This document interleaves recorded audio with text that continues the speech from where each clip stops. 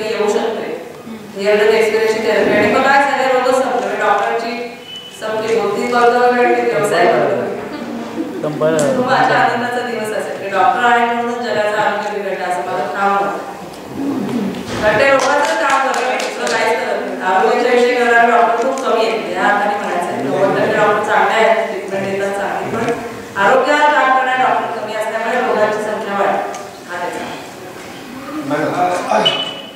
Epigenetics तुमचे बोलला मगाशी okay to cure your previous diseases according to जे अँसेस्टरचे जेनेटिक्स होते तर मग असं प्रॅक्टिस आता म्हणजे अप्लाय केलेलं आहे डॉक्टर्स नाही आता गलाट्याने फक्त रिसर्च केला आणि गलाट्या म्हणले की काही वर्षांनी एमएससीला तो विषय प्रत्यक्ष शिकवते आणि विषय असं शिकवण्याच्या ह्याच्यात कुठे आलेला नाही एकदा तो विषय शिकवला की डॉक्टरना सुद्धा माहिती नाही मला ते लेक्चर मी ऐकलं होतं एकदा म्हणून मी गेले आणि त्यांना भेटून सगळं उलगडा करून दिलं तर एक 2-3 वर्षामध्ये थेरपी म्हणून होऊ शकते आणि आता आलंय ते फक्त एकच आलंय फूडमधलं आलंय जेनेटिक्सवर आधारित फूड अशी एक थेरपी आहे डायटिशियन सगळे सांगतात त्यामध्ये बरेच जण मॅपिंग करतात आणि त्याप्रमाणे कुठला आहार आपण काय किंवा आपल्या जनुकाप्रमाणे हे सांगतात अशी थेरपी आहे पण त्याच्यापेक्षा मी म्हणेन की तुम्हाला जे मनापासून खावंसं वाटतं ज्यावेळी ते खा असं काही खाण्याचं बंधन असावं नको आणि असं मी काळात सांगितला प्रयोग मुलांवर असा प्रयोग केला होता 10 मुलांना वेगळ्या देशातलं घेतलं आणि सगळ्यांना नॅचरल फूड आणि आर्टिफिशियल फूड आपण तयार करतो ते फूड नाही करतो मुलांनी फक्त नॅचरल फूडच उचललं म्हणजे आपलं शरीर जे आपल्याला बोलतं शरीराचं भाग म्हणून मी त्याला की शरीर जे सांगतं ते जर आपण खाल्लं म्हणजे मला समोर दिसतंय की मला आता भूक नाही पण कोणीतरी मैत्रिणी आग्रह केला बटाटा खा नाही खायचं नम्रपणे सांगायचं की मला आता भूक नाही मी आता खाणार नाही शरीरात अत्याचार होणार नाही आणि मग आपल्याला शरीराची भाषा म्हणजे बॉडी अवेअरनेस म्हणतो तो खूप कमी पडतो तर डॉक्टरांचं काम आहे की त्यांनी बॉडी अवेअरनेससाठी काय शिकायला खरं म्हणजे आपले डॉक्टर आपणच होतं आपल्या शरीरामध्ये बारीक सारी गोष्टींकडे लक्ष दिलं सेन्सिटिव्ह पेशंट जे असतात ते बारीक सारी तुलना करून व्यवस्थित लिहून देतात की असं असं असं होतं त्याचा बरोबर मग फायदा डायग्नोसिस होतो तुम्ही असं जर केलं तर तुम्हाला तुमच्या सगळ्याची आपोआप उत्तर म्हणजे शरीर तेवढं सक्षम असतं आणि मेंदू आपला सतत आपल्याला बरं करायच्या प्रोसेसमध्येच असतो 60 नंतर एक मिनिट खूप बडबड चालू आहे प्लीज खूप बडबड चालू आहे 60 नंतर जो आपला प्रॉब्लेम येतो मानसिक ताणतणाव किंवा अस्वस्थ होतो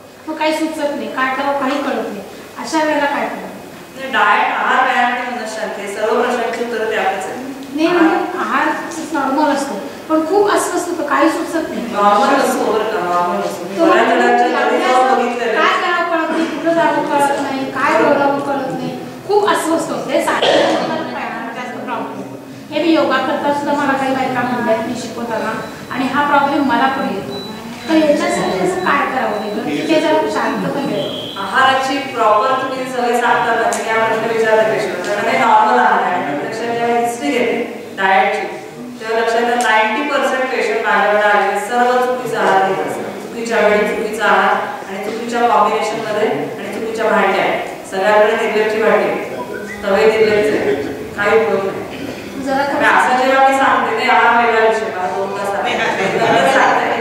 तास दोन गोष्टी विचारायच्या एक म्हणजे आपण रस्त्यातून येताना दोन गोष्टी बोलल्या एक त्यांचं वाक्य मला सांगायला आपण म्हणून ते आधी सांगते तर प्रश्न नाहीये आम्ही येताना बोलते असं की all trades master of none असं जसं ते म्हणालं तर त्यांनी सांगितलं की मास्टर ऑफ नन नाही मास्टर ऑफ सम म्हणायचं so I like that sentence first of all म्हणून ते सांगते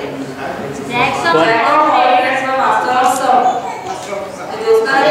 तशी नाही आहे मास्टर ऑफ सम आणि दुसरं म्हणजे तुम्हाला आता सध्या जे मिरर न्यूरॉन्स त्याच्याविषयी तुम्ही सांगू शकाल का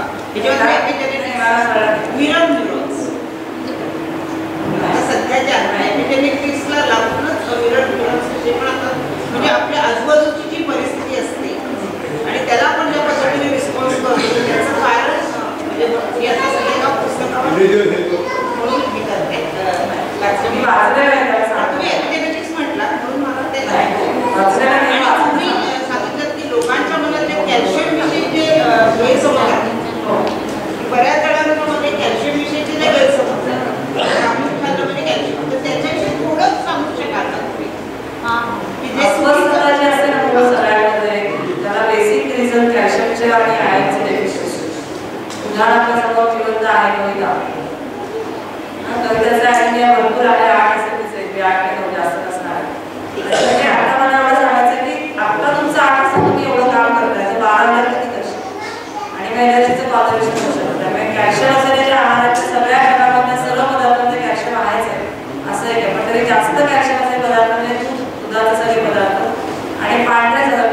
जेवढं नाचणी आहे त्याच्यामध्ये काढलं राजगिरा शिंगाडा यापैकी काहीतरी एक पाहिजे आणि फळांमध्ये पदार्थ सुद्धा तर तुम्ही कुठल्याही वयाचे असा जन्मताचं मुलं असो नाही तर अगदी 80 वर्षाचा म्हातारा असो प्रत्येकाने कॅल्शियम असलेला आहार आयुष्यभर घेतला म्हणजे किमान दिवसातून 4 वेळा म्हणजे दूध घ्यायचं तर 2 कप सकाळ संध्याकाळ आणि मधल्या याच्यामध्ये जे पदार्थ आहेत ते आधी दूध खायचे थोडे बदाम थोडं सीताफळाचं सीजन संपला पण ते खाता येईल रात्रीची वडी खाऊ शकता कारण आपल्या प्रत्येक प्रोसेसमध्ये मी हात जरी आला तरी मला कॅल्शियम लागतं हृदयामध्ये चालू कॅल्शियम लागतं डोकं चालू कॅल्शियम लागतं इतका कॅल्शियमचा वापर आपण बेसुमार करतोय सध्याच्या काळामध्ये त्यामुळे कॅल्शियमची आयोची विटामिन डीची डोळ्यासाठी गरज प्रचंड वाढते आणि म्हणून पूर्वीच्या आहारापेक्षा आपल्याला या सगळ्याचा आहार दुप्पट घ्यायला लागतो आणि तो दुप्पट जर आपण आहारात घेतला तर तो आहार पैलवानासारखा होईल आणि म्हणून त्याच्यानंतर आपण थोड्याशा गोळ्यांची सपोर्ट आणि गोळ्याचा सपोर्ट घ्यायला काहीच हरकत नाही डॉक्टरला विचारून घ्या आणि व्हिटॅमिन बी हल्ली जवळजवळ प्रत्येकाला डायबिटीस झाला डॉक्टर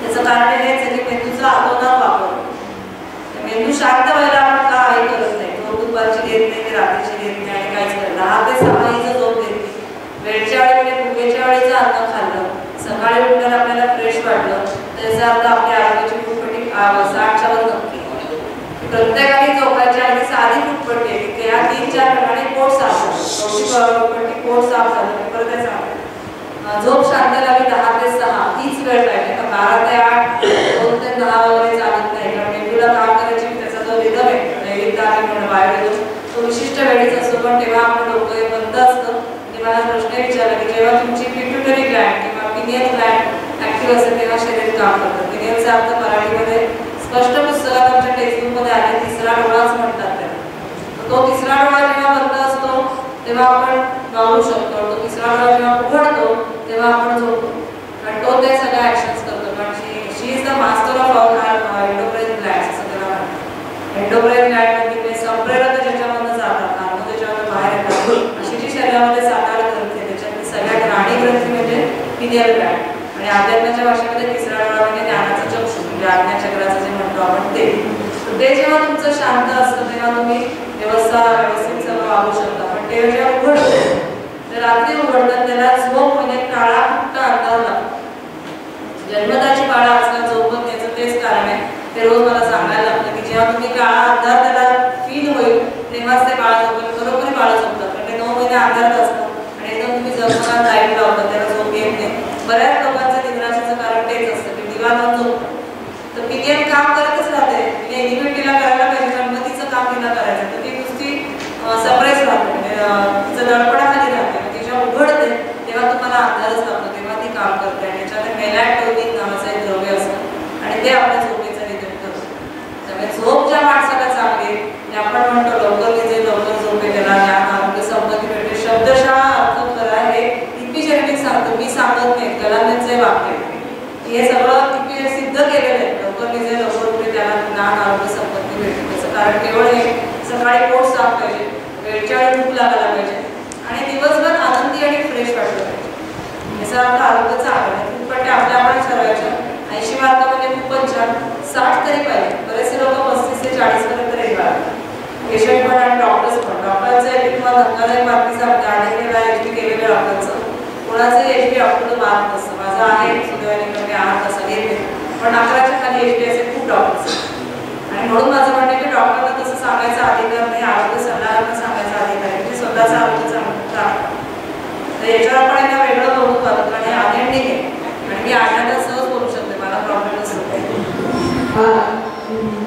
जेवढे नसलेले डॉक्टर्स फार कमी असतात त्यामुळे आपण सगळ्यात फार प्रश्न विचारतोय थोडंसं खूप आरोग्य या बाजूने आपण त्याच्याशी गप्पा मारू खूप आरोग्य असे व्हायला हे फक्त प्रश्न विचारताना थोडेसे आपण आणखी वाचन साहित्य या बाजूने थोडे जास्त विचारतो एक फक्त मला विचारायचं आहे की सहवास आणि प्रेम हे जे तुम्ही सांगितलं तर व्हर्च्युअल सहवास आणि प्रेम होऊ शकतं का आणि दुसरं आणि दुसरं साहित्यिक सहवास आणि प्रेम साहित्यिकचा आधी देते कारण व्हर्च्युअल हे सगळं आभासी जगात जगतं आणि त्याला काही असा अर्थ नाही त्याच्यात मेंदूत काही असा फारशी वेगळी चांगली पण जेव्हा तुम्ही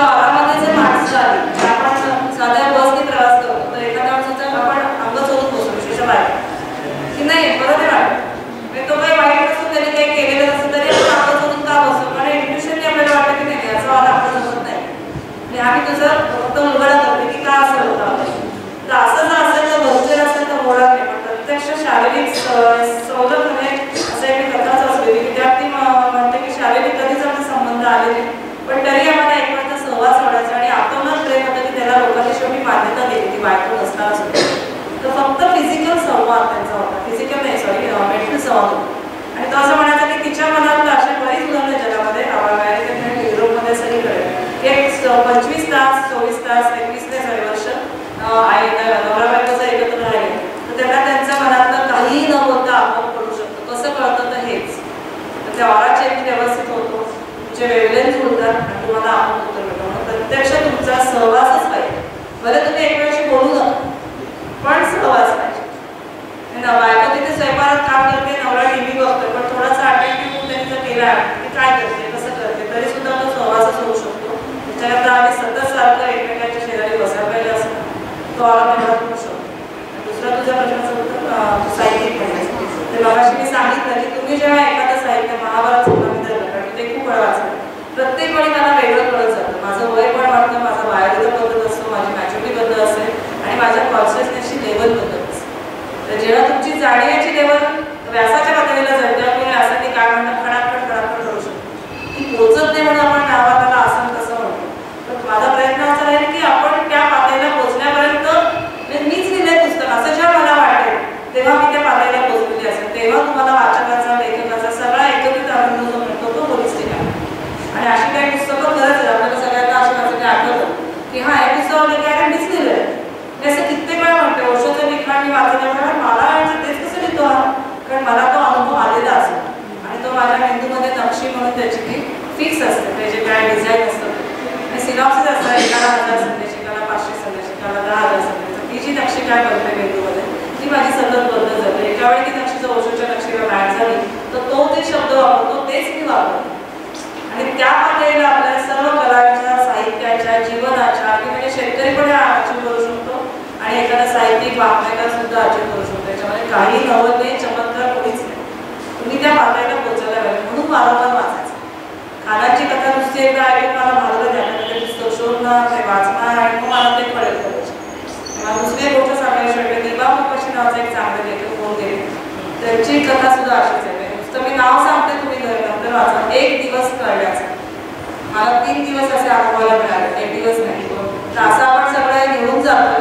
तर या पद्धतीने जर आपण कथांकडे बघायला लागलो तर मला असं वाटतं याच्या फिल्मचं काय जे तिने सांगितलं आस्वाद कसा द्यायचा लेखनाचा आस्वाद कसा द्यायचा सगळं एकच आहे याच्यात काही फरक नसतो आणि मेंदूमध्ये तत्वता काही फरक नसतो माझा एक जी पॉईंट नावाचा आहे मेंदूमध्ये आठवड्याचा पॉईंट आहे मी एखादं चांगलं चित्र पाहिलं मी एखादं चांगलं गाणं ऐकलं एखादी चांगली कलाकृती पाहिली सुंदर निसर्ग दृश्य पाहिलं त्याच मेंदूच्या त्याच भागाला सिम्युलेशन मिळतं ते विज्ञानाने आता सिद्ध केलं त्याला जी पॉईंट का आनंदाचा पॉईंट असायला आणि आनंदामाळी नावाची रसायनं मराठी शब्द आहे त्याला त्याने रसायनाचं नाव दिले आनंदामाळी नावाची रसायनं बाहेर पडतात आणि मग तुम्हाला जास्त आनंद वाटतो तर व्यायामाने तेच होतं असं काही चांगलं पाहिलं तरी तेच होतं म्हणून सुंदर आणि उत्तमोत्तम कलाकृतींचा आस्वाद द्यायचा सगळ्यांना तसंच वाटतं हे त्यांनी दिले म्हणजे लाल रंगाची विशिष्ट शेड 100 लोकांना का आवडते तर मेंदूमध्ये तोच पॉईंट सिम्युलेट होतो म्हणजे ही आवडत नाही एवढंच होत नाही पण सगळ्यांना त्यांनी केले प्रयोगशाळा सगळ्यांनी घाट्याच्या पुस्तकात सगळं लिहिलेलं आहे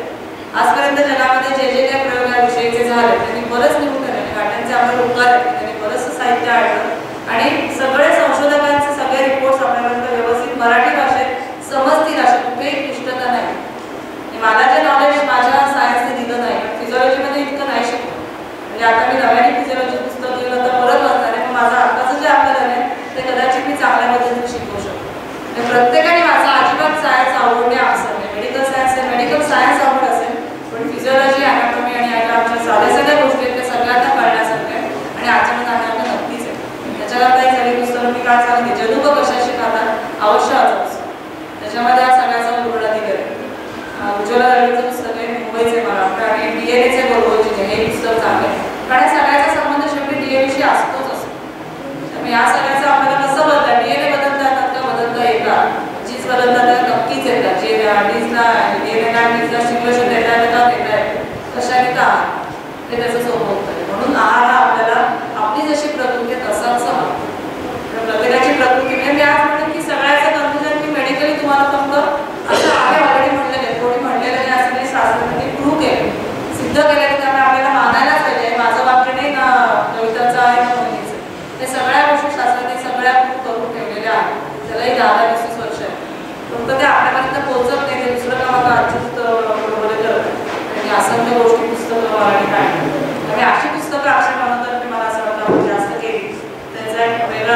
होलिस्टिक अप्रोच काय त्याच्यामध्ये येणार.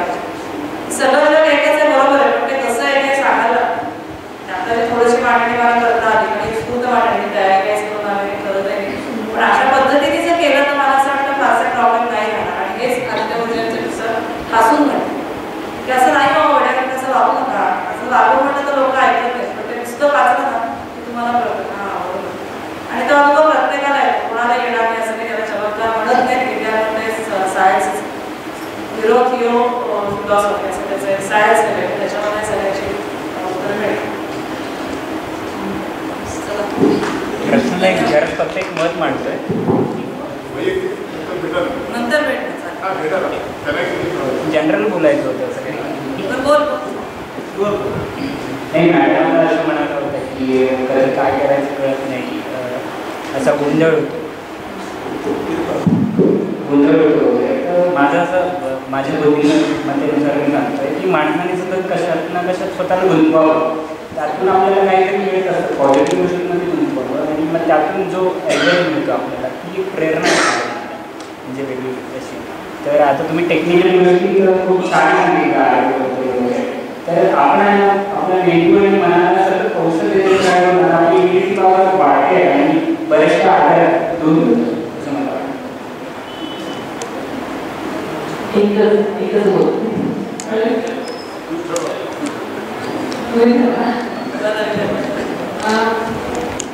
साहित्य आणि कला यांचा पर्सनल लेवलवर माणसाची उन्नती आणि समाज लेवलवर तर समाजाची उत्तरांना यांचा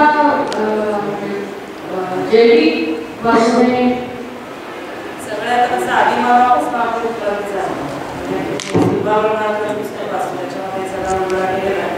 सगळ्यांची उन्नती होत असते पण त्याच्या त्याच्या पायरीप्रमाणे तू त्याच्या थोडी पुढे क्षेत्राप्रमाणे ना असं काय करतात उन्नती सगळ्यांचीच होत असते. सगळ्याच पदार्थांची, वस्तूंची, माणसांची, प्राण्यांची, पक्ष्यांची, वनस्पतींची, कीटकांची सगळ्यांची होत असते. त्यामुळे आपण त्याच्या कुठल्या टप्प्याने आपण ओळखता आलो. माझा टप्पा मी 100 बाहेर आहे, आता 5व्या आहे, 6व्या आहे का 50 आहे आणि होतच असते हे सत्य. पण त्याच्याकरता आज असं म्हणतात तसं शारीरिक श्रम आपण करायला तुमच्या हाताच्या जर हालचाली झाल्या असं चांगले त्याची नक्षा बदल करायचं नाही कारण की हाताच्या छोट्या बोटांच्या हालचाली व्हायला म्हणजे मग तुम्हाला जास्त काम म्हणजे आता ते सगळा जो प्रकार झाला की हाताची कामं बंदच झाली शहरामध्ये आणि बरोबर वाटते कारण मेंदू बधीर आहे, कन्फ्युज आहे, काय त्याला कळतच नाही आणि तो ॲक्शन घेत असतो. तुमचे हात चालू लागले म्हणजे म्हणून सगळ्या श्रमाची हुशार आहेत असं नाही, पण त्याचे हाती हात चालू त्याच्यामुळे त्याच्या सगळ्यांना बधीर होतो. त्यामुळे योग्य तेवढा हाताचा वापर जर आपण केला तुम्ही टायपिंग करा, लेखणी करा, काही करा पण छोट्या साईडचा मध्ये वापर झाला तर या सगळ्या गोष्टी मेंदूला ॲटोमॅटिक करता येतात. मेंदू आपला साथ प्रगल्भ आहे, आपल्यापेक्षा कित्येक पटीने प्रगल्भ आहे संगणकापेक्षा आणि त्याचा अजून रहस्य कळलं ते मी म्हणेन ते 10-20% कळलं ते बाकी 80% अंगावरच आहे. तर तरी जे कळलं ते खूप आहे त्याचा अभ्यास फक्त आपण लावून आपण सुलभ करायचे पाहिजे. आणि मला जे म्हणायचं की साहित्य आणि कला इट अफेक्ट्स म्हणजे ते उत्क्रांतीमध्ये कॉन्ट्रीब्यूट करतो याविषयी ते दोन्ही होतं त्या दोन्ही हातांनी म्हणतात होलिस्टिक आहे सगळं असं एखादं दुसऱ्यांचं असं होत नाही सगळं ॲटोमॅटिक होत असतं.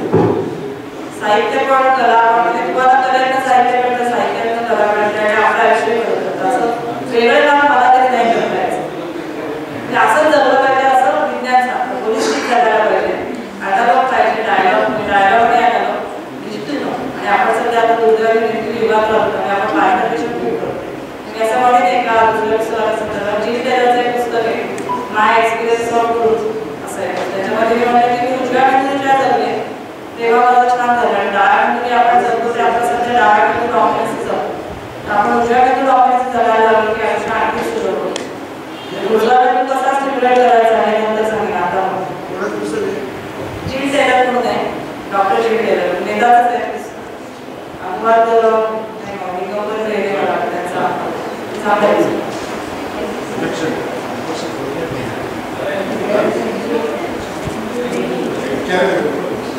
नंतर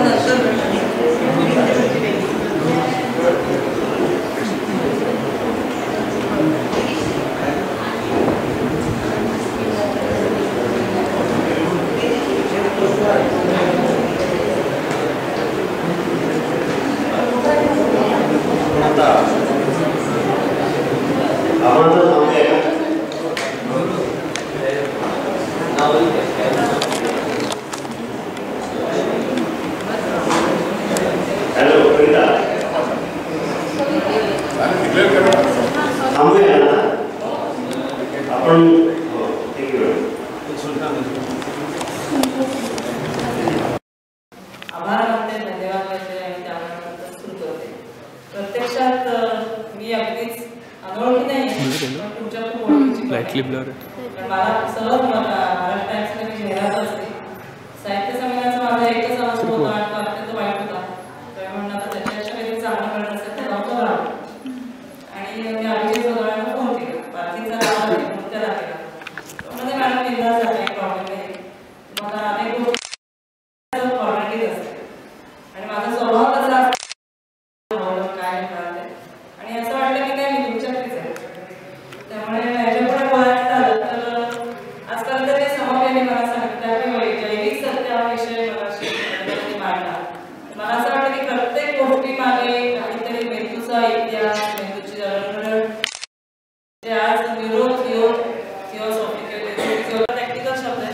मेंदूमध्ये काही सिनॉप्सिस असतात आणि अक्षर, त्याला मराठीत अक्षरतंतू म्हणतात आणि सिनॉप्सिस म्हणजे पोकळ्या. तर त्याच्यामध्ये तुमच्या अनुभवाने प्रत्यक्ष बदल होतो आणि मगच माणूस शिकतो. मी अगदी उदाहरण आवडतं देते मी की तानबाळ, त्याला काय उद्योग असतो, 22 तास ते झोपलेलं असतं 24 पैकी, पण ते 2 तास जे असतात ते प्रचंड शिकतात. मग 2 तास उघडं असून आणि सगळं डोळे कान नाक सगळे त्याचे पाची म्हणजे तल्लख असतात आणि त्यावेळेस जर शिकू शकतो तर आपल्याला सगळंच आहे आणि त्या मानाने आपण कमी पडतो असं मला वाटतं. त्यामुळे साहित्य काय, संगीत काय, कला काय ह्याचा होलिस्टिक दृष्टिकोन आपल्याला पाहिजे आणि सगळं एकच आहे. त्याच्याकरता मी एकच रुपेशला गोष्ट सांगितली, माहिती नाही सांगितलं नव्हतं, तर तो मी सांगते. म्हणजे जरा थोडा वेगळा विषय आणि थोडा या विषयाशी संबंधित जोडायचा माझा प्रयत्न आहे. ही गोष्टी मी आता जे सांगितलं त्याच्यामध्ये आणि त्या दिवशी माझा मृत्यू झाला असं पुस्तक आहे, जरूर सगळ्यांनी वाचा. पुण्यामधल्या नागरिकांनी 1 जानेवारीला वर्तक नोकरशाही शेजारी कार्यक्रम आहे आणि त्याच्यामध्ये प्रश्नोत्तर जसे आत्ता आपलं सेशन होतंय तशा पद्धतीने ती प्रश्नोत्तर घेणार होतो मी. आणि त्याच्यामध्ये प्रयत्न असा आहे की तज्ञ लोक होतो. तर आता मी फक्त तिची रूपरेषा सांगते आणि हे अगदी याच्याशी उंची गाठणारं ती कविता गुर्जानी म्हणते की तिने असं वर्णन केलं की मला लिम्फोमा स्टेज 4B म्हणजे अत्यंत वाईट अवस्थेतला की कारण एका चांगल्या विचाराशी जुळणारी माणसं गेली 3 दिवस आपण या ठिकाणी आलात आणि वेगवेगळ्या विषयांवर चर्चा झाल्या, वेगवेगळ्या लोकांच्या ओळखी झाल्या. आता असं म्हणायला हरकत नाही की बाबा साखराच्या सारख्या ग्रामीण भागातल्या आम्ही जी मुलं आपण सगळी काही आमच्याबरोबर काम करणारी मुलं आम्ही सगळी कार्यकर्ते आहेत, यांच्यासाठी फक्त आता साखराळे आणि सांगली जिल्हा एवढंच क्षेत्र नसून मध्ये अमरावती, लातूर या भागापासून ते अखंड महाराष्ट्रात आपली माणसं आहेत आणि माणसं म्हणून ती आपली आहेत. त्यामुळं कधी हात मारली तरी माणसं आपल्या बरोबर असणार आहेत, आपल्या विचाराबरोबर असणार आहेत याचा एक म्हणजे विश्वास वाटतो. खरं तर तुम्ही मोठ्या मनानं हे सगळं स्वीकारलं, काही त्रुटी पण आमच्याकडून ग्रहण केल्या असतील निश्चितपणे. कारण असं म्हटलं जातं की हिटलर त्यावेळेला आपल्या हिटलर नाही का इंग्लंडच्या अधिकाऱ्याला बोलायला आणलेलं होतं आपलं सगळं शिस्त कशी आहे हे दाखवण्यासाठी. आणि 3 मजली अशी इमारत होती. पहिल्या मजल्यावर हिटलर आपल्या त्या अधिकाऱ्याला घेऊन गेला आणि एका सैनिकाला सांगितलं की तो उभा राहण्यासाठी खाली उडी मार. सैनिकांना अजिबात कशाचा विचार न करता खाली उडी मारली. त्याला माहिती होतं खाली असा खडकाळा भाग आहे, दगड आहे, तिथून उडी मारल्यानंतर आपण एकच संपणार किंवा हातपाय मोडणार आहे. पण तरीही कसला विचार न करता त्याने उडी मारली. तर त्या अधिकाऱ्याने सांगितलं की कसला तुझ्यावर असणारं त्याचं प्रेम आहे, कसं हे आहे. वरच्या मजल्यावर गेल्यानंतर पुन्हा त्या अधिकाऱ्याला सांगतो, तो अधिकारी सांगतो की हा पण माझा शिपाई आहे, यालाही सांगतो खाली उडी मार, तोही तिथून उडी मारतो. 3ऱ्या मजल्यावर गेल्यानंतर पण तसंच होतं.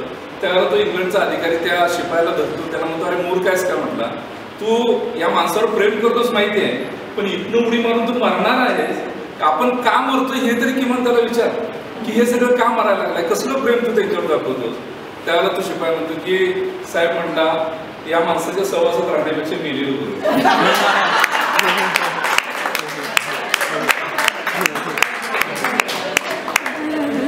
तसं निश्चित झालेलं नाही.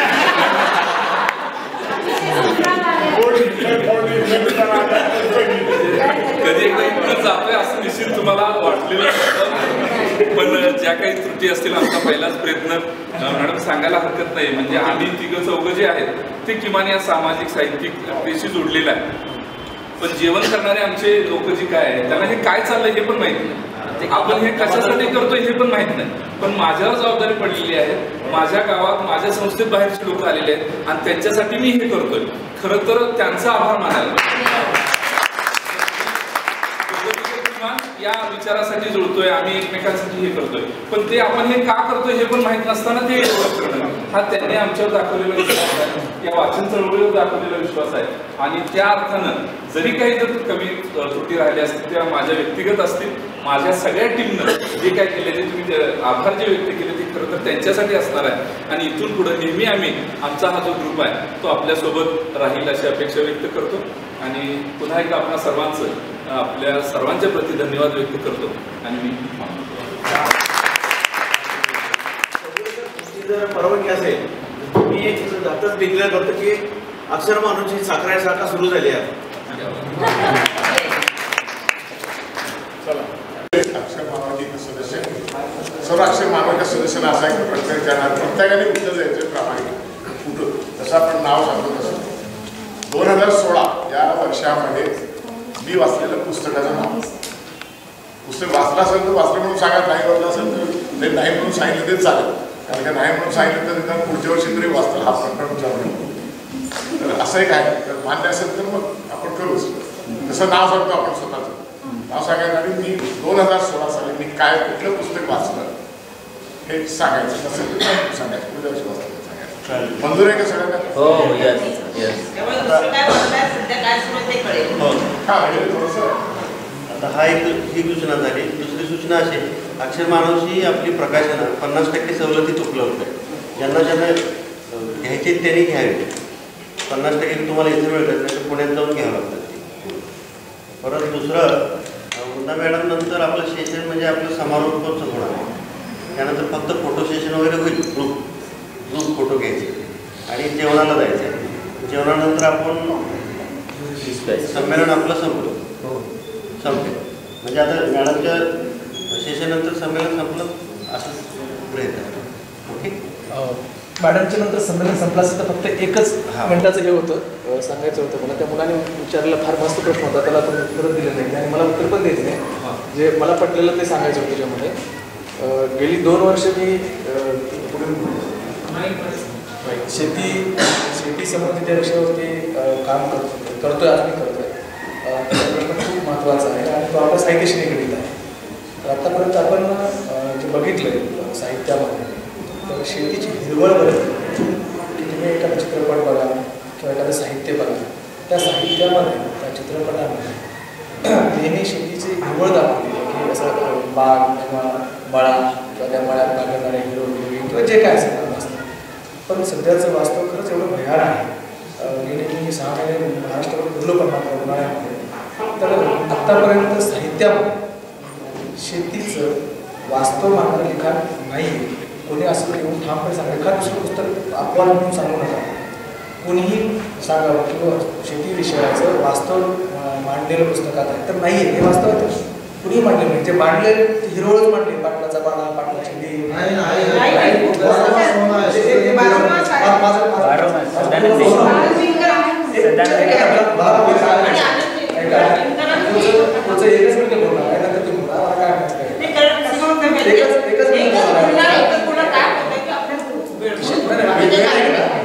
तो विषय होता की तुमच्यापैकी ज्यांना लिहायचं त्यांच्यावर लिहावं एवढंच ज्यांना लिहायचं आहे त्यांना त्याच्यावर लिहावं हे बोलण्यासाठी मी ते आले. मला काय म्हणायचं सांगितलेलं नाही की लिहितं व्हावं आणि वास्तव त्यात लिहिलेलं नाही आहे. हे वास्तव आहे. एखादं पुस्तक वगैरे होऊ शकत नाही आहे, 12 मास वगैरे सांगून इंग्रजीत भाल्यावर त्यांचं केवढ्या कवितांमधून वास्तव पुढे येतात आणि असं काही हरकत नाही आहे.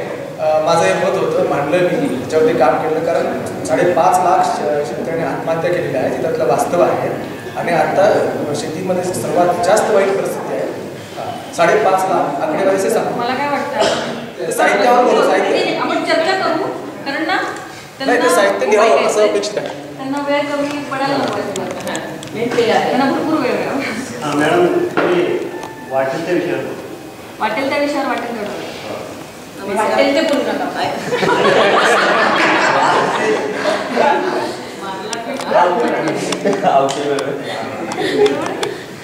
अक्षर मानवचे सगळे सभासद ऐकू येते आणि जवाहर वाचणारे त्यांना सगळ्यांना अक्षर मानवचे सगळे सभासद आणि जवाहर वाचनाचे सगळे सदस्य आणि ज्यांनी संयोजन केले सगळ्यांना आभार मानते, धन्यवाद देते आणि त्यामुळे नंतर सुरू करते. प्रत्यक्षात मी अगदीच अनोळखी नाही आहे, पण तुमच्या खूप ओळखीची पण नाही. कारण मला सहज महाराष्ट्र टाइम्सने मी जाहिरात वाचली. साहित्य संमेलनाचा माझा एकच अनुभव होता आणि तो अत्यंत वाईट होता. त्यामुळे म्हणलं आता त्याच्यापेक्षा काहीतरी चांगलं मिळत असेल तर नव्हतं गावं. आणि मी अभिजित सोनावळेला फोन केला, पार्थिंगचा लाभ झाली म्हणून त्याला केला. म्हणून मॅडम बिंदास काही प्रॉब्लेम नाही, मला अनेक गोष्टी तिथे कळतील आणि काहीच तिथे असं फॉर्मॅलिटी नसते. आणि माझा स्वभाव तसा असल्यामुळे मला जास्त आवडलं भावलं काय जे म्हणाल ते. आणि असं वाटलं की नाही मी तुमच्यातलीच आहे. त्यामुळे ह्याच्यापुढे बोलायचं झालं तर आजपर्यंत जे समभ यांनी मला सांगितलं त्यात मी जैविक सत्य हा विषय मगाशी मांडला. मला असं वाटतं की प्रत्येक गोष्टी मागे काहीतरी मेंदूचा इतिहास, मेंदूची जडणघडण, मेंदूचं सत्य जे आज थिओसॉफी किंवा न्यूरोफिजिओलॉजी अशा अनेक विषयांमध्ये नेटवर भरपूर उपलब्ध आहे. निरंजन घाट्यांची जर पुस्तकं पण आहे तर तो जो निकष किंवा ती जी फुटपट्टी आपण वापरली तर आपल्याला बऱ्याचशा गोष्टींचा उलगडा होतो. आधी उदाहरण द्यायचं झालं तर आपण असं का वापरतो हे सुद्धा मेंदूप्रमाणेच वापरतो. मेंदूत ज्या काही घटना घडतात किंवा ज्या काही नक्षा, म्हणजे या अर्थाने म्हणते की थोडा टेक्निकल शब्द आहे, मेंदूमध्ये काही सिनॉप्सिस असतात आणि त्याला मराठीत अक्षतंतू म्हणतात आणि सिनॉप्सिस पोकळ्या. तर त्याच्यामध्ये तुमच्या अनुभवाने प्रत्यक्ष बदल होतात आणि मगच माणूस शिकतो. मी अगदी उदाहरण मला आवडतं देते मी की तानं बाळ त्याला काय उद्योग असतो, 22 तास ते झोपलेलं असतं 24 पैकी, पण ते 2 तास जे असतं ते प्रचंड शिकतं. मग 2 तास उघडं असून आणि सगळं डोळे कान नाक सगळे त्याचे 5 इंद्रिय तल्लख असतात आणि त्यावेळी जर शिकू शकतं तर आपल्याला सगळंच आहे आणि त्या मानाने आपण कमी पडतो असं मला वाटतं. त्यामुळे साहित्य काय, संगीत काय, कला काय ह्याचा होलिस्टिक दृष्टिकोन आपल्याला पाहिजे आणि सगळं एकच आहे. त्याच्याकरता मी एकच रुपेशला गोष्ट सांगितली, माहिती नाही सांगितलं नव्हतं तर तो मी सांगते. म्हणजे जरा थोडा वेगळा विषय आणि थोडा ह्या विषय संबंधित जोडायचा माझा प्रयत्न आहे की गोष्टी मी आता जे सांगितलं त्याच्यामध्ये आणि त्या दिवशी माझा मृत्यू झाला असं पुस्तक आहे, जरूर सगळ्यांनी वाचा. पुण्यामधल्या नागरिकांनी 1 जानेवारीला वर्तक उद्यान ओंकारेश्वरच्या शेजारी तिचा कार्यक्रम आहे आणि त्याच्यामध्ये प्रश्नोत्तरं जसे आत्ता आपलं सेशन होत आहे तशा पद्धतीने ती प्रश्नोत्तरं घेणार आहोत आम्ही. आणि त्याच्यामध्ये प्रयत्न असा आहे की तज्ज्ञ लोक बोलू. तर आता मी फक्त तिची रूपरेषा सांगते आणि हे अगदी याच्याशी उंची गाठणारा ती कविता मुर्जानी म्हणते की तिने असं वर्णन केलं की मला लिम्फोमा स्टेज 4B म्हणजे अत्यंत वाईट अवस्थेतला की उद्या ती मरणारच आहे, 2 तासामध्ये मरणार आहे अशा अवस्थेतला कॅन्सर झालेला होता. डिटेक्शन झालं होतं, ट्रीटमेंट चालू होती, तिने बऱ्याच गोष्टी केल्या, काही नाही केल्या आणि एके दिवशी अशी वेळ आली की तिला ॲडमिट करायची वेळ आली. ही घटना आहे हाँगकाँगची आणि अमिताभ मुर्जानी पुण्याची माहेरवाशीण म्हणून मला जास्त तिच्याविषयी जिव्हाळा वाटला. आणि हाँगकाँगला तिला नवऱ्याने शेवटी सांगितलं की ठीक आहे आता ॲडमिट करायला पाहिजे. तर ती चाकाच्या खुर्ची जखडलेली असते आणि ती ॲडमिट होते. ॲडमिट झाल्यानंतर डॉक्टर सगळं वैतागतात की काय या स्टेजला पेशंट होतं आम्ही वाचवणार कशी. ते त्या नवऱ्याला सगळं सांगत असतात. ते म्हणतात की आता तुमची बायको फक्त 2 तासाची किंवा 2 दिवसाची फारत सोपते आणि त्या क्षणी ती मरते म्हणजे मरते. दुसरा काही त्याच्या शब्द तिने वापरला नाही पण हे सगळं नंतर तिने दिलं. आणि मेल्यावरती म्हणते की मी अशी एका अशा छान ठिकाणी असते तिथे मला माझे वडील दिसतात, ते मेलेले असतात ते दिसतात. माहीत आहे ना त्या ठिकाणी माझे वडील दिसतात, माझी मेलेली मैत्रीण दिसते आणि मी म्हणते की मी किती मजेत आहे, किती छान चाललंय माझं सगळं आणि मी काय असं चाललंय म्हणजे मी तर छानच आहे. आणि मग तिथं त्यावेळी तिचा भाऊ पुण्यातनं आलो त्याचं नाव आहे, तो पुण्यातनं हाँगकाँगला विमानातनं बसून जात असतो तेही दिसतं. या सगळ्या सत्य घटना त्याच्यातली एकही गोष्ट माझ्या मनातली नाही आहे डॉक्टर असते तरी सुद्धा. आणि तिचा नवरा त्या डॉक्टरांशी बोलत असतो, 40 पावलं अंतर असतं आणि तरी तिला ते सगळं दिसतं. आणि त्या ह्याच्यात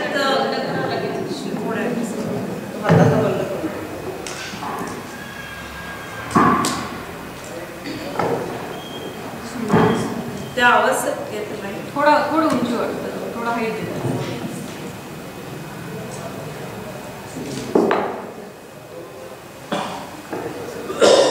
तो भाऊ जो असतो तो तिला येत आहे, तो भाऊ तिला दिसतो, तर नवरा तिच्या डॉक्टरांशी बोलत असतो तेही तिला दिसतं. आणि मग ते काय रडतायत, काय संबंध काय याचा रडायचा, मी तर इथे खुशाल आहे, मजेत आहे, आनंदी आहे आणि निरोगी. आणि मग तिच्या लक्षात येते की नाही काहीतरी वेगळं करतं असं काही घडतं. आणि मग तिचे आणि हा सगळा संवाद नाही, हा नंतर ती लिहिलाय म्हणून मी सांगू शकते. ती असं म्हणते की माझ्या वडिलांशी माझी जी बातचीत होते ती एका वेगळ्या विचाराच्या उंचीवर होते तिथे कॉन्शियसनेस किंवा जाणीवेच्या पातळीवर होते. आणि मग वडील तिला सांगतात की तुला कसं वाटतंय, काय वाटतंय, ती छान मजेतच असते. आणि मग ते असे बोलत बोलत बोलत देह त्यांचा आता याच्यामध्ये स्पष्टीकरण असं की सूक्ष्म देहाने तिथे पोचलेली असते आणि त्या सूक्ष्म देहाची आणि त्या सूक्ष्म देहाची भेट होते आणि ते असे तरंगत जात असतात. आणि एका विशिष्ट लेवलला आल्यावर ते वडील म्हणतात की आता अनिता याच्या पुढे तुला काही जाता यायचं नाही. तर ती म्हणते का नाही, म्हणे तुला आता डिसिजन घ्यायचा. काय घ्यायचा डिसिजन? तुला मरावं तरी लागेल किंवा जिवंत राहायचा, निर्णय तुझ्या हातात आहे. आणि मग नंतर त्यांनी असं छान लिहिलं की डॉक्टर तिथे माझ्या देहापाशी खटपट करत असतात, मी मेलेली असते म्हणून तिथं काय काय इंजेक्शन देतात, पाणी माझ्या छातीतलं काढतात, खूप गोष्टी माझ्या देहाशी निगडीत झालेल्या असतात. आणि मग ती विचार करते की आता काय करावं. मग तिला तिचा नवरा दिसतो रडताना, आई दिसते रडताना. ती म्हणते बापरे इतके रडतात लोक, म्हणजे मी मेलेली दिसते बरं नव्हते.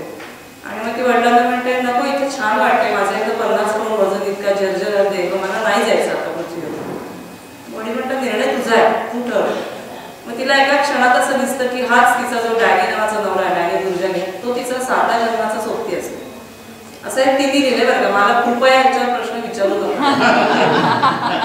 म्हणजे अशा गोष्टी ती सिद्धी समाजात वाढलेली मुलगी आहे, त्यामुळे भारतीय संस्कृतीचं व्यवस्थित ती त्याचं अनुकरण करत असते. आणि त्यावेळी ती म्हणते नको नको, मग माझ्यानंतर हा डॅनी पण मरेल आणि डॅनी मेलं तर मग मला त्याला मारण्याचा काय अधिकार. आणि म्हणून ती निर्णय घेते की नाही आपण परत आपल्या देहात जायचं. आणि ती देहात येते. आल्या आल्या सलाईन लावलेलं असतं, तिच्या नाकात नळाच्या खूप असलेल्या असतात आणि ते एकदम खाडकन जिवंतच होते. डॉक्टर म्हणतात थँक्स गॉड तू जिवंत झालीस आणि आम्हाला फार आशा सोडली. आणि मग 2-3 दिवसामध्ये ती म्हणते आता मला आईस्क्रीम खायला. ते डॉक्टर मॅड होतात की अगं तू आत्ता एवढ्या मोठ्या रोगात कुठली आहे आणि आईस्क्रीम काय मागते. त्यामुळे मी सगळे बरे आले, ते मला कॅन्सर काही नाही, मी आता म्हणेल ते मला खायला नाही, माझं वजन मला वाढवायचं, मला छान जगायचं. आणि मग तिथे सगळं ते उलटापालट होतं. 2-3 आठवड्यात ती घरी पण येते. आणि मग हे सगळं करण्यासाठी तिला नियर डेथ एक्सपिरियन्स याला म्हणतात की मृत्यूच्या जवळ जाणारा अनेक लोकांना अनुभव येतो. काही शब्दबद्ध करतात, काही करत नाही, केलेलं. आणि तिथे अमेरिकेचा एक डॉक्टर येतो, रॉबर्ट को म्हणून त्याचं नाव आहे. आणि तो या सगळ्या अनुभवांशी निगडीत असलेल्या लोकांना भेटत असतो. आणि तो तिचं सगळं व्यवस्थित हिस्ट्री तपासतो, तिथे जाऊन येतो, तिच्याशी बोलतो, ते सगळं रेकॉर्ड करतो. आणि तो डिक्लेअर करतो की नाही बाबा आमच्या इतिहासात आम्ही काय असं पाहिलेलं नाही आणि हा चमत्कार म्हणावा लागेल अशीच ही गोष्ट. आणि मग हे सगळं मी हे मुद्दाम सांगते की हे सगळं तिचा अनुभव आहे फक्त. त्याच्या साहित्याशी म्हणाल तर तसा काही संबंध नाही. ती साहित्यिक नाही, काय नाही, साधी सुधी गृहिणी येते फक्त. आणि तरी तिला असं ती इतकी बोलते 30 दिवस ती अखंड लोकांशी बोलतच राहते.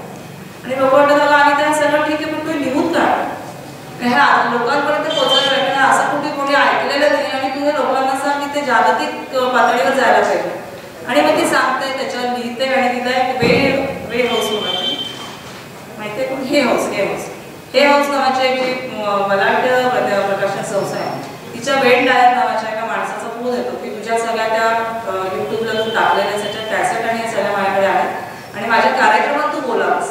आणि त्या दिवशी ती पहिला अनुभव जगाशी शेअर करते. आणि मग तेव्हा सगळे लोक चाट पडतात, डॉक्टर्स पण आणि सगळेच की आहे काय नक्की. आणि खरोखर इतिहासामध्ये नोंदलेला असा अनुभव माझ्या मते गेल्या काही वर्षातला पहिलाच असावा. त्या तिला प्रसिद्धी पण मिळते. आणि मग ते पुस्तक मला वाटतं 2010 वर्षात ते पुस्तक इंग्लिशहून डाईट टू बी मी असं त्याचं इंग्लिश नाव आहे. मराठीमध्ये 2015 मध्ये पुण्यामध्ये आलं. वाव पब्लिकेशनचं पुस्तक आहे, म्हणजे तेजल गॅप फाउंडेशनचं त्याचं VOW वाव प्रोटेक्शनचं.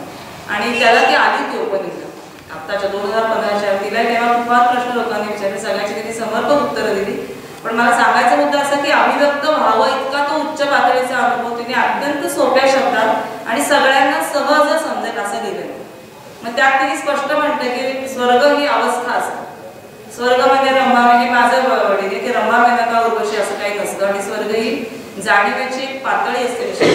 त्या पातळीला तुम्ही गेलात की तुम्हाला ते सगळं आपोआप ज्ञान मिळायला लागतं. आणि मग तिला असा साक्षात्कार, तिने शब्द तोच वापरला की साक्षात्कार मला असा होतो की अरे हे जग म्हणजे मीच आहे, ही मेलेली माझी मैत्रीण म्हणजे मीच आहे, माझे वडील म्हणजे मीच आहे, माझा नवरा म्हणजे मीच आहे, सगळं म्हणजे मीच आहे. म्हणजे हा तिचा जो मी आहे, तिने असं म्हणलं की मी देवच आहे. आणि असं जेव्हा ती म्हणते तेव्हा ती म्हणते माझं मी देव आहे तर मला का कॅन्सर हवं. आणि ह्या एका जाणीवेने कॅन्सर बरा होतो. आणि त्याच्यावर मग लोकांनी पुष्कळ त्याच्यावर उपचार केले. आणि काही काही लोकांचं केवळ ह्या जाणीवेने तो कॅन्सर बरा आहे अशी पण 2 उदाहरणं त्या पुस्तकात असं लिहिली. शेवटी त्याची प्रश्नोत्तर आहे. त्या प्रश्नोत्तरामध्ये आपल्याला सगळे टँजंट जातील असे प्रश्न लोकांनी विचारले. त्याची आणखी त्याच्यापेक्षा भयानक वेगळ्या स्वरूपाची उत्तर आहे. त्याचं म्हणणं असं आहे, आपण ज्या कार्तिक दिवस म्हणतोय की मी नाही आम्ही नाही सगळं एकच आहोत. म्हणजे सगळं चराचर विश्व म्हणा, हे दगड माती सगळी पंचभूत देव माणूस जे जे काय आहे ते मीच आहे. आणि म्हणून माझा जन्म हा लोकांना प्रेम देण्यासाठी झालेला आहे आणि तेच काम ती आज जगभर जाऊन करते. ती HR आहे आणि अनेक ठिकाणी ती लोकांना हेच संदेश देते आणि असे बरेच लोक त्याच्यामुळे एकत्र जोडले गेले. या कार्यक्रमाच्या निमित्ताने तिचं आता दुसरं पुस्तक काहीतरी आलं, त्याचं मला असं वाटतं हेवन्स का काहीतरी नाव आहे. सांगण्याचा मुद्दा की हे जर तुमच्यामध्ये भावना वाढली किंवा आपला मी इतका वाढवायचा की त्या सगळ्यामध्ये सगळं जग सामावून गेलं पाहिजे. म्हणजे मग असं भांडणं तंटन कलर असं काही लागते असं अनिता मुलगानी म्हणते आणि ते मला पटल्यामुळे मीही म्हणते की मी आपले स्वार्थ प्रत्येक माणूस असतो स्वार्थी असायलाच पाहिजे असंही माझं म्हणणं आहे. कारण जीन्स हा सेल्फिश हे सेल्फिश जीन पुस्तक अनेकांना माहिती असेल. त्याच्या पुढे मी जाऊन असं म्हणेन की काही गोष्टी आपल्या शरीरातल्या मनातल्या आणि आत्म्याच्या सुद्धा सेल्फिश या अर्थाने की तो निस्वार्थ स्वार्थ. त्यामुळे आपण जे गीतेकडे येतो वगैरे शब्द नुसते पोकळ नसतात, त्याला काहीतरी अर्थ असतो. जेव्हा तो अनुभव आपल्याला येतो तेव्हा शब्द आपल्याकडून आपोआप येतो. तेव्हा असं वाटत नाही की माझा शब्द नाही, कारण तो माझा अनुभव असतो. अनिता मुलगाचं पुस्तक आलं मला असं वाटतं बरोबर मला असंच म्हणायचं होतं काहीतरी आणि हिने छान मांडलं, पण मला तो त्या स्वरूपाचा अनुभव नसल्यामुळे मी सांगू शकले नाही. पण तुम्ही त्या पातळीला गेलात काहीतरी ध्यानाच्या म्हणा किंवा इतक्या चर्चा झाल्यावर आपण एका वेगळ्या लेवलला येऊन थांबतो आणि त्या लेवलला आलं की तुम्हाला सगळ्याचा अर्थ आपोआप उलगडतो. मला अगदी नेहमी वाटतं की महाभारत एके वेळा मी इतक्या वेळा वाचलं पण प्रत्येक वेळी मला असं वाटतं की नवीन नवीन नवीन नवीन अशा गोष्टी त्याच्यातनं कळायला गेल्या. आणि नंतर मी शेवटचं जे बघितलं ते गायनेकॉलॉजीच्या दृष्टीने बघितलं आणि त्याच्यातली बरीचशी रहस्य मला कळली. नक्की गोष्ट काय केलंय, लोकांनी काय केलंय हे सगळं कळू शकतं. तर तुम्ही सतत वाचल्यामुळे तुमची कॉन्शियसनेसची किंवा जाणीची मंडळी एक एक एक एक टप्पा वर जात होते आणि यालाच मी म्हणेन की प्रगल्भता आणि विचार आणि मॅच्युरिटी जी आहे ती अशीच होते. आणि आपण सगळेच एका विशिष्ट टप्प्यात तुम्ही इथं असाल मी इथे असेल कोणी इकडे असेल पण सगळे एका दिशेकडे जाणार आहोत आणि ह्या टप्प्यापासून जिथे आहात तिथूनच आपण सुरुवात केली की आपण आपोआपच जातो. म्हणजे अनिता मुलगांचा कुठेही दावा नाही की मी असं केलं मी गुरु आहे सद्गुरू आहे. म्हणजे जे सध्या बंधू गुरु आहेत सद्गुरू म्हणून आहे हे सगळे बंधूच आहेत. कारण असं म्हणायची गरजच नसते. असं सगळेच म्हणतात जे खरे खरे गुरु आहेत ते असंच म्हणतात की आम्ही काही गुरु वगैरे काही नाही, आम्ही कोणाचा अवतार पण नाहीये. पण जे नाही आहेत ना ते नक्की म्हणतात. आणि म्हणून या सगळ्या प्रश्नांची उत्तरं जे आपल्याला प्रश्नांचे पडतात की नक्की आपण काय करायचं ते ह्या सगळ्या प्रश्नांची उत्तरं ह्या पुस्तकात मिळतात. काय मला विचार मांडायचा होता थोडं जैविक सत्य जे आपण म्हणतो. काल मी सांगताना सांगितलं की आता आपुलकी आस्था आणि प्रेम कमी झालंय. त्याचं कारण सहवास नाही. तुम्हाला जर सहवास मिळाला म्हणजे विवाहाचे 2-4 प्रकार जसे आपल्याला आत्ताचे माहिती आहेत. अरेंज मॅरेजमध्ये लव्ह मॅरेजमध्ये परिचयोत्तर विवाह आहे, सहवासाने विवाह आहे. तसा पूर्वीच्या काळी 8 विवाह होते. राक्षस विवाह होता तर तो सगळ्यात प्रचलित होता आणि लोकांचे झाले पण याच्यापेक्षा मी असं म्हणेन की सहवासातनं जे प्रेम होतं म्हणजे भले तुमचं लग्नाच्या वेळी प्रेम नसेल पण नंतर नक्की होतं जर तुम्हाला त्याचा सहवास क्वालिटी मिळायला पाहिजे. 18 तास आणि 20 तासाची गरज आहे, क्वालिटी सहवास मिळाला. पेशंटला मला सांगते की तुम्हाला मूल जर चांगल्या जन्माला घालायचं असेल तर रोज 1 तास एकमेकांबरोबर काढा. काही करा, वाचन करा, ऐका, पण 1 तास क्वालिटी टाइम तुम्ही द्या. 24 तासाची गरज नसेल. इनफॅक्ट 20 तास लावण्यात किंवा 16 तास लावण्यात फारच छान, कारण स्पेस एकमेकांना चांगली मिळते. ते विकेंड संसार खरंच चांगले चालले जे रुटीन चाललं त्या रुटीनच्या मध्ये तोंडाला तोंड लागतं, भांडायला वाटायला लागतं आणि सारखे मग तक्रारी कटकटी सर्व वयाचे पेशंट माझ्याकडे काउन्सिलर जे येतात त्यातले म्हाताऱ्यांचे सुद्धा प्रश्न वाढायला लागले. ते मला नव्याने कळले लेख वाचूनच. अजून माझ्याकडे आले नाहीत कारण त्यामध्येच काउन्सिलिंग करत आहे. पण तरुण मुलं म्हणा, छोटी मुलं म्हणा, मोठी माणसं म्हणा, 40ची म्हणा, विशेषतः मेनोपॉझल एज ग्रुपमध्ये सगळ्यांना हे प्रश्न आहेत. केवळ स्पेस देऊ शकत नाही, स्पेस देऊ शकत नाही आणि स्वतःचं विश्व निर्माण करू शकत नाही. गुरुजनीचं असं म्हणणं की एकदा तुम्हाला असं जर कळलं की मी म्हणजेच देव आहे तर कशाला पाहावे बाकीच्या गोष्टी. मग त्या तरंगात त्या लहरीमध्ये तुम्ही आरामात जगू शकता आणि प्रत्येक माणसाला ही लेवल येऊ शकते. असं नाही की मला आलं तुम्हाला आली नाही असं काही नसतं. सगळ्यांना येते. टप्पे वेगळे असतात, त्याच्या वेळा वेगळ्या असतात, त्याची साधं वेगळी असतात आणि हे सगळं बायोरिदमवर असू शकतं. बायोरिदम हा शब्द लक्षात ठेवा. जैविक ताल म्हणतात त्याला. जैविक तालाप्रमाणे तुम्हाला जैविक कुंडली सहज सगळ्यांना काढता येऊ शकते आपापली. म्हणजे आपले विशिष्ट चांगले पिरियड केव्हा आहे, चांगले पिरियड केव्हा नाही आहे किंवा लोकांशी आपण भांडायचं कधी नाही आणि कधी भांडायचं हे सुद्धा व्यवस्थित मॅनेज करता येतं आणि त्याला काहीतरी मूल्य असतं. म्हणजे माझा समजा अगदी खालचा लो एनर्जी दिवस आहे, सगळं नेटवर आहे पण त्यांनी सांगितलं तरी की लो दिवस आहे आणि मग माझ्याशी लगेच लोक वाईटच वागतात. मग मला सारखं फिलिंग वाटतं की काय असे काय वागले अगं पण तुझा एनर्जीचा दिवस लो होता म्हणून लोक असं वाटतं याचा अर्थ तू तसे काढले. पण जेव्हा मी उच्च ऊर्जेचे दिवस असते सगळेच असतात, सगळ्यांचे भरपूर दिवस ऊर्जेचे असतात. काही थोडे दिवस गरजेचे असतात, तर त्यावेळी तुम्ही जर काम केली तर ती फारशी अचीव होत नाही. मग त्यावेळी करायचीच नाही, हा त्याला वेळ झाली तर हे समजून करायचं, तोंडावर कंट्रोल ठेवायचा, रागावर त्यावेळी कंट्रोल ठेवायचा आणि मग हे असं वागलं तर काही फारसं बिघडत नाही. आणि दुसऱ्या माणसाला म्हणजे आता मी हे सगळं जेव्हा मला कळायला लागलं त्या म्हणणार अच्छा हां तिचं सध्या बोलतोय डोकं ठिकाणी असं जे आपण म्हणतायचं, तर तिचा माझा बाहेर तर जुळत नाही, लांबण्याचं काही दिवसांनी परत जोडू, परत जवळ जायचं. अशा पद्धतीने आपण मित्रांना आणि मैत्रिणींना आणि नातेवाईकांना सुद्धा व्यवस्थित हँडल करू शकतो. तर प्रत्येक वेळी आपला हा जीवनाचा जो भाग आहे की शरीरशास्त्र, तर आपण फक्त संस्था, पचन संस्था, अन्नपचन संस्था, उत्सर्जन संस्था, जलन संस्था या एवढंच बघतो. मेंदू हा अत्यंत दुर्लक्षित भाग आहे आणि मेंदूचे एक एक रहस्य तुम्हाला समजायला सगळी मराठीमध्ये आहे. मी काही इंग्लिश वाचत नाही, मी मराठीच वाचते आणि सगळी माझी माहिती फक्त माझ्या अनुभवाशी मी ताळते. हां याला एखाद माझा अनुभव बरोबर आहे बरं का, मलाही असंच वाटतं. तर इतकं सगळं ओपन आपल्यापुढे आहे. निरंजन घाटेची 100 पुस्तकं आहेत, त्याच्यातली किमान 7-8 पुस्तकं एक मला आठवते संभव असंभव, तेही वाचा. त्याच्यामध्ये या सगळ्या गोष्टी क्लिअर केलेल्या आहेत आणि त्यांचे असंख्य लेख येत राहतात. त्या लेखामध्ये सुद्धा अगदी व्यवस्थित बनवलेले. तर सांगायचा मुद्दा की आपण एकच आहोत असं जेव्हा आपल्याला वाटतं तेव्हा दुसऱ्याकडे दुसऱ्या भावना नसतातच. मग आम्ही एकरूप झालो, समरूप झालो आणि अशा उदाहरणं आणि उपेक्षा आणि आनंदाची साहित्याची खरंच गरज नसते. हा सगळा संवादामुळे संवाद होऊ शकतो. याचं उत्तम सगळ्यांना आपल्याला माहिती आहे. ज्ञानेश्वरांनी तोच सगळ्यांशी केला आणि म्हणून ज्ञानेश्वर छोट्या वयामध्ये आपल्याला खूप मोठे ठरले. त्या प्रत्येकाने ज्ञानेश्वराची क्षमता सगळ्यांच्यात आहेच आहे, पण त्या पद्धतीने आपल्याला वाटचाल करायची. त्यामुळे संमेलनं जरूर हवी, हा आधारप्रदानही जरूर हवा, थोडेसे हटके विषय पण हवे आणि या पद्धतीने आपण सगळे एकच होती एकदा भावनाचं जोपासणी निर्माण झाली. म्हणजे मला अजूनही नवल वाटतं की एवढे हरिपारायण सप्ताह होतात, वाऱ्या होतात, सगळं होतं, पण ही भावना सदोदित कोणाच्या मनात का राहू शकत नाही, हा माझा प्रश्न आहे. म्हणजे भाकड भक्ती असं मी त्याला शब्द दिला की भक्ती होते, पण भक्ती मग तुकारामांचीच का हवी असतं. मग ह्या लोकांची का नाही होऊ शकत 6 लाख वार करायची, 10 लाख वार करायची, याचा अर्थ आपण तिथपर्यंत पोहोचत नाही. मे बी त्या टप्प्यावर आपण कमी असू, पण त्या दृष्टीने जाण्यासाठी कोणीही आपला संत आणि आत्ताच आधुनिक म्हणते मी आणि माणसं कोणीही गायडन्स देत नाही. तर हा आपला मार्ग आपल्याला सोपायला लागतो. कुठेतरी त्याची सुरुवात मला असं वाटतं की साहित्यातूनच होते, कारण हे सगळे संस्कार बालपणीपासूनच आपल्याला होत असतात. त्याच्यावर आता एकदम डायरेक्ट कुणी नाही मारायची ज्ञानेश्वरी. मी अजूनही ज्ञानेश्वरी एकदाच असली, अशी काही कळलेली नाही, पण ज्ञानेश्वरीचे अर्थ जे असतात ते करणारे लोक म्हणतात. तर त्याच्यावर आपले अनुभव आणि चौकत राहत मेंदू सतत बदलत असतो. मला आपल्या मरायच्या दिवशीपर्यंत मेंदू बदलतोय, नवीन सत्य. म्हणजे शिकण्याची प्रोसेस ही फक्त 4थीला 5वीला 10वीला ग्रॅज्युएशनला थांबत नाही, मरेपर्यंत शिकण्याची प्रोसेस चालूच राहते. हे वैश्विक सत्य मेंदूच्या शास्त्रज्ञांनी शोधून काढले. आणि आता दुसरे एक नवीन प्रश्न आता आठवलं म्हणून सांगते. इपिजेनेटिक्स नावाचा विषय माहिती आहे कोणाला? इपिजेनेटिक्स.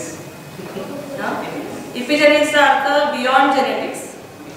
म्हणजे आपण जे आता सगळं बघतोय किंवा DNA वगैरे सगळे शब्द आपल्याला माहिती आहेत, त्या DNA शिवाय सुद्धा असे काही सिग्नल्स आपल्या शरीरामध्ये जनुकांना थेट जातात आणि त्याचा एकच वाक्य त्याच्यातून उलगडा थोडासा होईल की आपल्या सगळ्या ज्या अत्याधुनिक डिसीजेस आहेत, फॉर एक्झाम्पल मधुमेह, हायपरटेन्शन, हार्ट डिसीज, ते सगळे रिव्हर्स होऊ शकतात इपिजेनेटिक्सची तत्व वापरली तर त्यातलं तत्व पहिलं असं आहे की आपल्या आजी आजोबांनी जो डाएट खाल्ला, आपल्या आईवडिलांनी जे खाल्लं तेच आपण खायचं.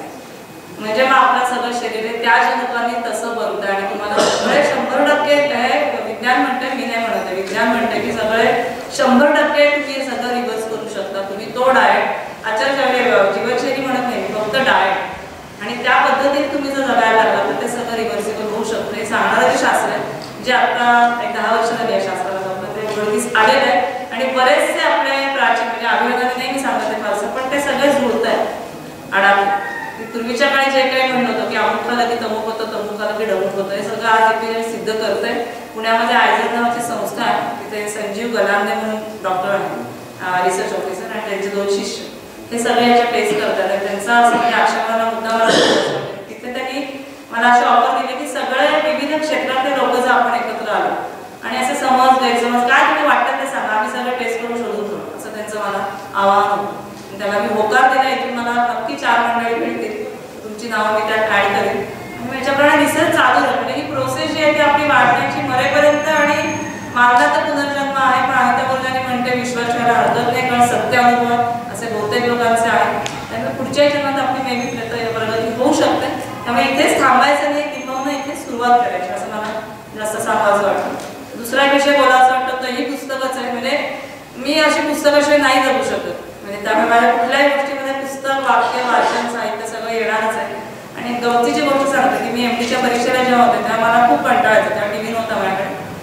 काय करायचं तर मी शक्य पुस्तकं काढली आणि माझ्या असं लक्षात आलं की पुस्तकं वाचण्यात मला खूप छान वाटतं आणि मी जास्त पेपर चांगले लिहिते. सोशल ऑप्शनिक्सचा विषय मला शिकायला लागला नाही कधी, कारण तो माझ्या सगळ्या रक्तातनी असेल वागणुकीतनं होता आणि त्यामुळे तो आरामात जाऊन गेला. त्याच्या आधी मी फक्त पुस्तक वाचलेलं होतं. कुठलं तर वैचारिक दत्तप्रसाद दाभोळकरांचं मातेधर्मध्ये पुस्तक मी वाचलेलं होतं. त्यांना मी लिहिलं पण की असं पुस्तक मी वाचलं, मला छान वाटतं. त्यामुळे हो का मी पण असंच करत होतं शाळेमध्ये, मला मीच करतोय असं काही नाही आहे म्हणलं, मी पण करते. याचं कारण असं की वैचारिक तुमची जी लॅटरल थिंकिंग म्हणतात ते या पुस्तकाने सुरू होतं आणि तुम्ही जे अभ्यास करता त्याची जास्त मदत होते. ते खेळ हा वेगळा आहे, खेळाचा उद्देश कॅटॅसिस म्हणून आपण फक्त करायचा असतो, पण वाचनाचा माझा उद्योग आहे. त्याच्यामुळे मेंदूची नक्षी तिथल्या इथं बदलते. एखाद्या प्रश्नाचं उत्तर झटकन सुचू शकतं किंवा आपण वेगळ्या स्टाईलमध्ये पेपर लिहितो. म्हणजे मला लक्षात यायचं, मग मी अक्षरशः वाटकून MDच्या परीक्षेच्या आधी पुस्तकं वाचायची आणि जायची.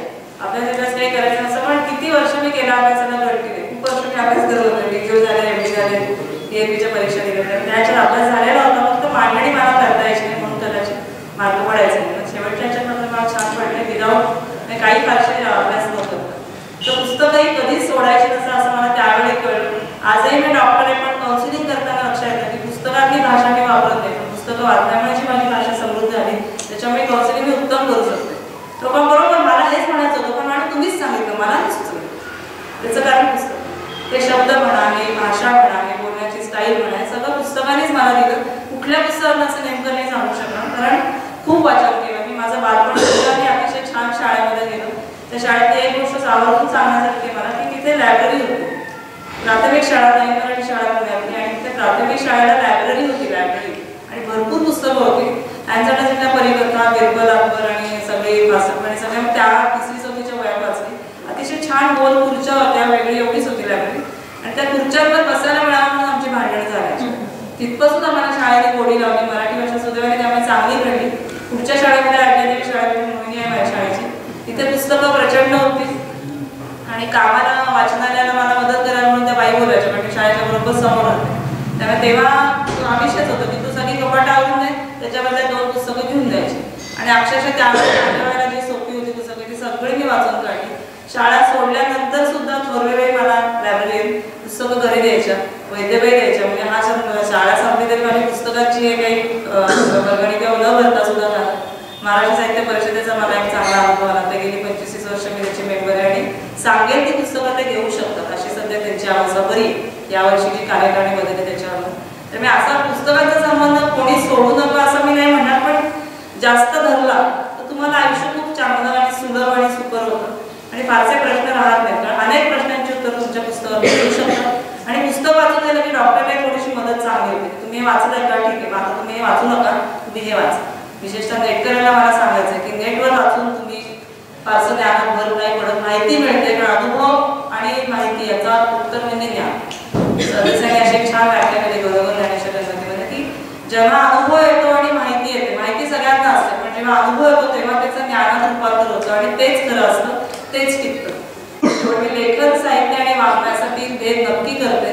लेखन म्हणजे वाटलं सुचलं लिहिलं, पण साहित्यामध्ये थोडंसं दीर्घकाळ टिकतं आणि वाङ्मय हे अक्षर वाङ्मय असतं, ते अनेक वर्ष, हजारो वर्ष टिकतं. रामायणावरती एपिक्सच आहेत, महाकाव्यासाठी टिकतं, त्याच्यामध्ये काहीतरी वाङ्मयाचा नक्की अंश आहे म्हणूनच टिकते. शंकराचार्य सगळी जी अष्टकं आहेत ती सगळी साहित्य आणि वाङ्मयच आहे. त्यामुळे असा फरक आपण आज लेखक असो तर आपण साहित्यिक व्हायला पाहिजे आणि साहित्यिक असो तर वाङ्मय आपलं अक्षर वाङ्मयाचं जाईल तितक्या लेवलला आपल्याला पोचायला पाहिजे. एवढी मोठी आपल्याकडे विजन पाहिजे आणि तेवढी स्पेस पाहिजे. प्रत्येक माणसाला येणारा पर्सनल हा युनिव्हर्सल नक्की असं सत्य. मी अनेक वेळा डायरी दिल्या आणि ते आजही सत्यच आहे, त्याच्यात अजिबात मला शंका वाटत नाही. अनिता वर्जेंचं हे पुस्तक मी जे सांगितलं त्याच्यामध्ये तेच म्हणतं की तिचा अत्यंत वैयक्तिक अनुभव, पण तो केवढा मोठा तिने सगळीकडे मांडला आणि सगळ्या जगभर त्याला उचलून धरलं. दुसरं एक पुस्तक सांगा असं वाटतं, लोगोथेरपीचा जो जनक आहे. लोगोथेरपीचा अर्थ, लोगो म्हणजे अर्थ आणि थेरपी म्हणजे उपचार, अर्थाचा उपचार. पुस्तकाचं शीर्षक आहे अर्थाच्या शोधात. तेव्हा अजून मला असं वाटलं की हे घरी होते पडलेलं, तर त्याचा अर्थ ऍक्च्युली जीवनाच्या अर्थाच्या शोधात.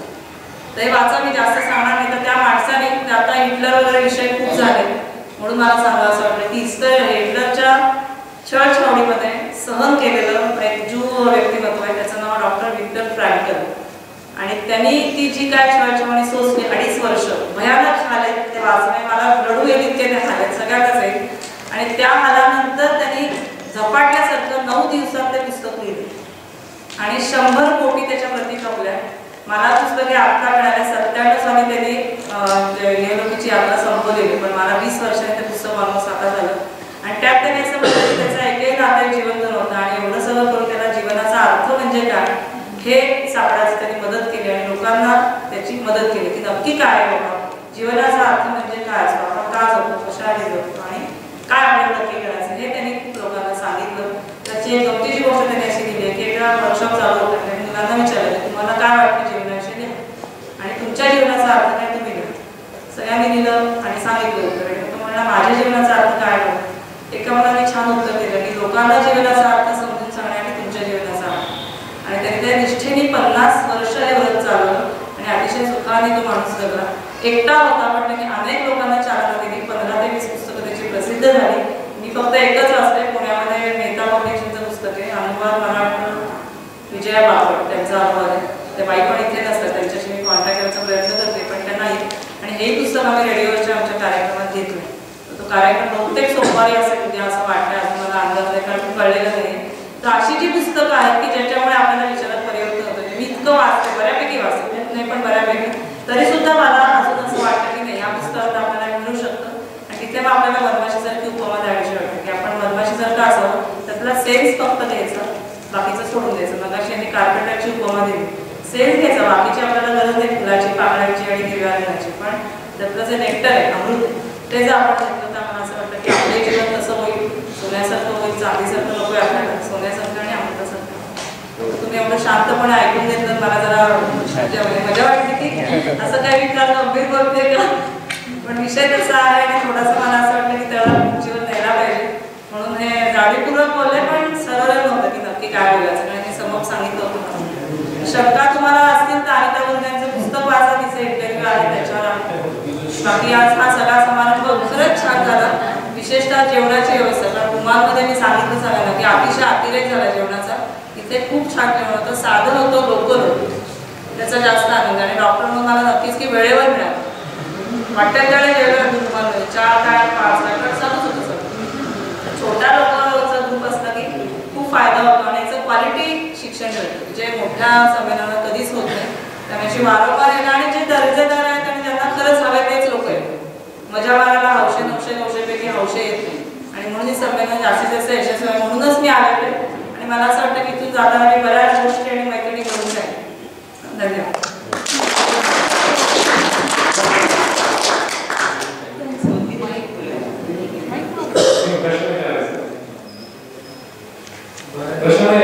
सरांनी आधी सांगितलं की ज्यांनी जे पुस्तक वाचले तुम्हाला 16 लक्षात सदस्य सांगा मी सदस्यांना काहीतरी सांगतो. बरीच पुस्तकं वाचली या वर्षामध्ये, एक्झॅक्टली सांगताना ते जागेपासून वाचले असते किंवा एखादा पडू शकतो त्याच्यामध्ये काही महत्वाचे लागले मी सांगतो. मला प्रश्न त्याच्यावर तरी विचारला होतो वा ती पुस्तकं मला महत्वाची वाटली की शरद कुमार निंबाळे सारख्या या वर्षी दया पावसा वृत्ता वाचतो. हनुमान हे सिद्धार्थ महाराज जास्त आवडतो. लसूणचे शास्त्र ॲट वन डे ओशोचा बुक्स आहे जे कृष्णमूर्तीचं संस्कार वाचतो. रिचर्ड राईटचं ब्लॅक बॉय आहे. अजून एक पुस्तक ऑटोबायोग्राफी महाराज अच्युत गोडबोलेची बरेच वाचले या वर्षी. महाराज एक वाचलं, जरूर 3 भाग वाचले. पण माझा प्रश्न हा आहे की मी तरी या वर्षी जरा कमी पुस्तक वाचतो कारण की मी इंटरनेटचं कनेक्शन घेतलं वाचायला. तर फिल्म्स खूप पाहिले, युट्यूबच्या सगळ्याच फिल्म पाहिले हिंदी मराठी. पण मला जर तुम्ही असं विचारलं की ह्या पुस्तकामध्ये काय आहे तर मला एक्झॅक्ट स्टोरी वगैरे काही सांगता येत रेफरन्सेस माझ्या लक्षात राहतात मी नंतर बोलतो. पण जे पुस्तक वाचतो ते माझ्या नंतर काही लक्षात राहतं, रेफरन्स माझ्या लक्षात राहतो. पण एक्झॅक्ट ह्या पुस्तकामध्ये हेच आहे. वाचताना मी तल्लीन होतो, 2-3 बैठकीमध्ये पुस्तक संपवतो मी बरेच पुस्तकं, पण मला नंतर त्याचा काही फायदा घेता येतो.